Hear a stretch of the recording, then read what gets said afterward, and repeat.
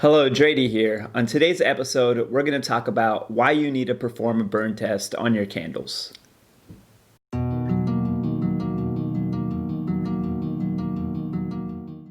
Hey there, Drady here. So today we're going to talk about why you need to perform a burn test on your candles. So let's get right into it. So there's a couple of reasons why you should perform burn tests on your candles. The first one is not all waxes are the same. Right. So you need to learn how your wax performs when it's heated up. The second pretty big reason is not all wicks are the same either. And so we talked about wicks in a few videos, but there's different sizes for different containers, different size wicks for different containers. Right. So, or how you test those wicks is you do a burn test. So when you light a wick, you can see if the wick is too small for your container or if your wick is too big or if you need to do a double wick, all those factors. Another reason is not all fragrance loads are the same either. Right. So there's not a one size fits all formula for each candle. Certain waxes contain or can hold up to different percentages of fragrance loads. And so different candles, some of them, if you want them to be a little bit stronger, you can do up to like a 15% fragrance load. Or some of them, the fragrance is so strong, you probably only need like a 10% fragrance load. So that's another reason why you need to do a burn test, because once your candle is lit, you can test the hot throw of your candle to see how strong it is, if you need more fragrance, less fragrance. Yeah, and another reason why you need to perform a burn test is to just make sure that the candle that you are burning is safe, that it's not out of control, that the fire is not jumping out of the jar or the whatever vessel you're using. Also to see how bad or if there's even any mushrooming on the wick, because if the wick is mushrooming a lot, the flame size will be ginormous and that could potentially be dangerous. Another reason you want to make sure that you're testing your candles is because you're going to be giving these to your customers. You're going to be selling these, so you want them to get their money's worth. You want it to be a candle that they're happy with, that they're satisfied with, because if it's a candle that they're not satisfied with, they're going to be contacting you saying, hey, I'm having this problem with my candle. And of course, you're not going to get a perfect candle every time. When you're mass producing them, there's going to be a candle or two that are not burning well. But just to minimize that problem, you want to make sure that you're testing your candles so that when you provide the candles to your customer, they are happy with it, they're a good quality candle, and they can tell that you put a lot of testing and a lot of love into it. So another reason why it's important to test your candles is to make sure that you're having a good melt pool. In every candle, whenever you light it, you get the platform of the candle melts down, and you want it to reach from one end to the candle to the other end and not leave any dried up wax around the edges. You want it to burn evenly across the top.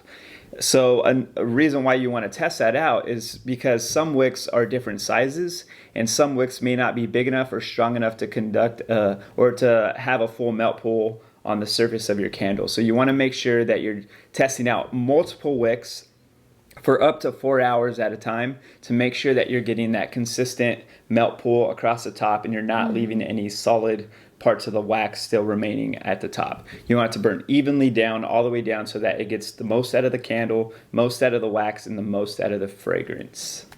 And one important thing with melt pools is if you get like a half an inch or a quarter of an inch melt pool within the first hour or something, that's probably a sign that your wick is too big, because obviously you want a full melt pool, but when you have it super quickly, that means your candle is your wick is too hot, or your wick is too big, so it's burning down faster than you want it to. You want a slow and even melt. Ideally, you want a quarter of an inch melt pool. If it's anything bigger than that, then your wick, like she said, may be too hot or too big, burning too fast, and you're just plowing right through your candle.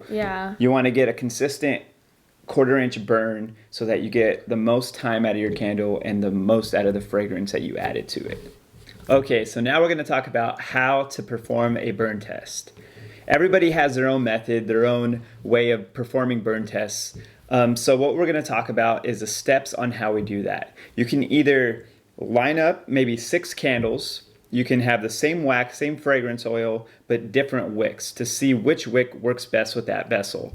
You would light them all at the same time, hit a stopwatch, and let them burn for about 4 hours and see which one performs the best. Once you figure out which ones perform the best, the things you're going to look for are good melt pool, that's about 1/4 inch, minimal mushrooming, and also a good hot throw, so the amount of fragrance that is being released from the candle. One way that we do it is we like to set up one vessel. We like to put it in an enclosed room, like maybe our bathroom, and let it burn there just for 4 hours, and then periodically check up on it to make sure that there's no mushrooming or minimal mushrooming, minimal soot, and there's a decent amount of melt pool so that we can make sure that our candle's performing accurately. And once we're good with that, we write down the information that we got, we write down the test results, and then we move forward in making that candle a complete and finished product. So kind of like what we talked about earlier, as you're checking your candles, so check them at least like every hour. And if you're getting a melt pool within 1 hour, your wick is probably too big. You should probably get a full melt pool within at least like 2 to 3 hours. Even closer to like 3 to 4 hours. But Right. again, if it's there in at least 1 hour of you lighting it, something's either your wick is too hot, your wick is too big. So just be mindful of that. So another thing to watch out for is if your wick is too small. So if you're checking at least every hour and you see that some wax is melting, but some of it is pushed up against the side of the sides of your vessel, even after it's been lit for, let's say, like 2 to 3 hours, that's a good sign that your wick is too small, because it's Right. not big enough to reach across the whole diameter of your jar in order for you to get that full melt pool. So that's a sign that you should consider either double wicking, or you should size up a wick. Right. Depending on the container that you have. Right. That's really good. Some things that I consider are, like, if you do have to wick up because your wick is too small, if you wick up, it might produce a lot of soot in your candle. I know we ran into that with some of our luxury candles.